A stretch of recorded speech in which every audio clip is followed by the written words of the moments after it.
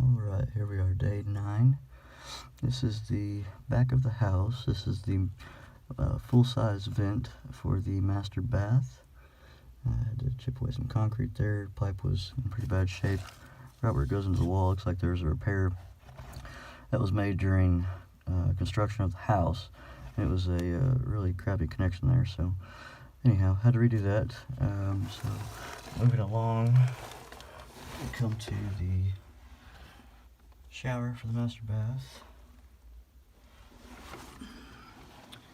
And around the corner we have the toilet for the master bath.